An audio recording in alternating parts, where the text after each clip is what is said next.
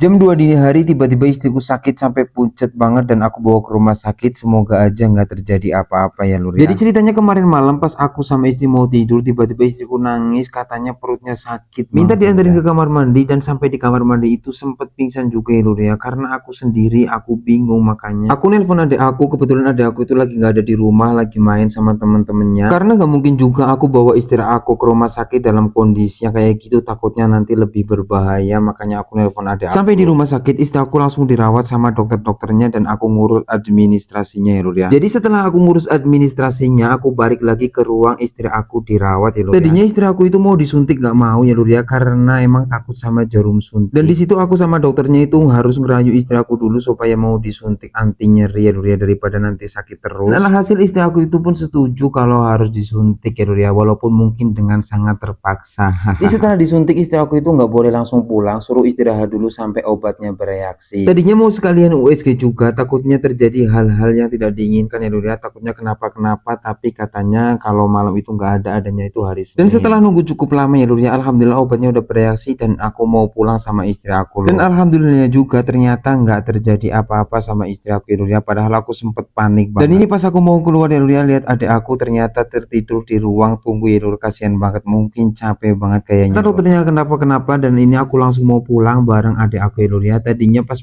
mau berangkat itu harus digotong dulu pas naik motornya, dan ini alhamdulillah udah bisa naik sendiri. Tadi pas aku nelpon adik aku itu nggak aktif ya Lur ya, dan aku nelpon temennya dan alhamdulillah diangkat. Akhirnya adik aku itu langsung pulang meluncur. Dan ini kondisi di jalannya itu bener-bener sepi banget ya Lur ya, karena emang dini hari. Karena jarak rumah sakit dan rumah kontrakan aku itu nggak terlalu jauh, dan ini udah sampai ya Lur ya, dan adik aku itu katanya mau ngelanjutin main lagi Lur, padahal tadi udah ngantuk banget kayaknya.